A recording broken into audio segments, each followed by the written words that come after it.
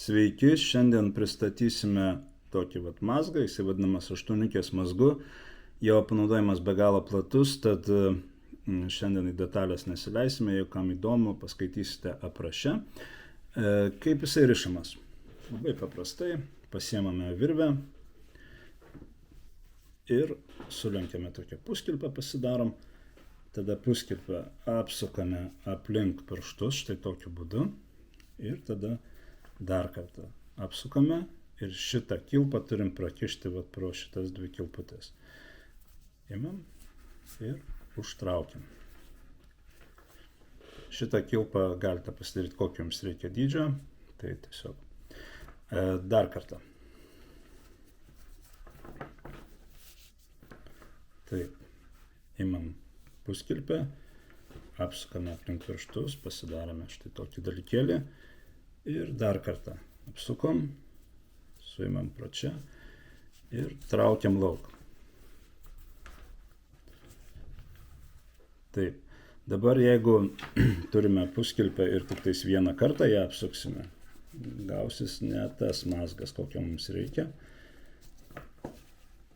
Jis atrodo panašiai, bet ne visai tas. Čia tas... Mes vadindavom jį paprastąją kilpą, šitą vadindavom aštuoniukę. Tai taip, turėkite omeny, kad yra skirtumas šiek tiek. Gerai, dabar dar kartą surišime.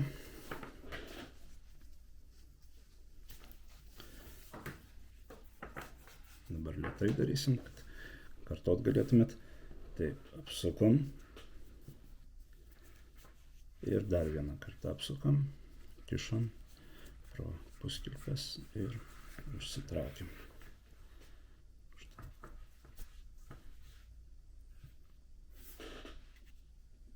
Aštuoniukę taip pat galima surišti ir be kilpos, tokiu būdu. Tai dabar parodysiu, kaip šitas rišamas, antrasis būdas. Tai imame virvutę, padarom tokią puskilpę, dar kartą apsukam. Taip, prakišam ir užtempiam. Ir gaunasi toksai aštuonetą primenantis mazgelis. Gerai, dar kartą padarysiu. Taip, pasidarome puskilpę.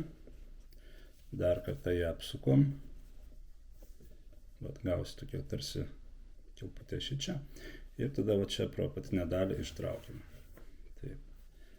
Ir dar kartą. Apsukom.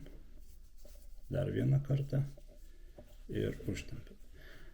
Dabar, kad nesupainiot su kitu mazgu, tai žiūrėkite, jeigu tiesiog vieną kartą apsuksime ir prakišime pro šitą dalį iš karto, gausis paprastasis mazgas. Mums reikia apsukti 2 kartus. Tai jeigu apsukome vieną kartą, čia gaunasi paprastasis. Jeigu aplink virvę apsukome 2 kartus ir čia prakišom, gaunasi aštuoniukė.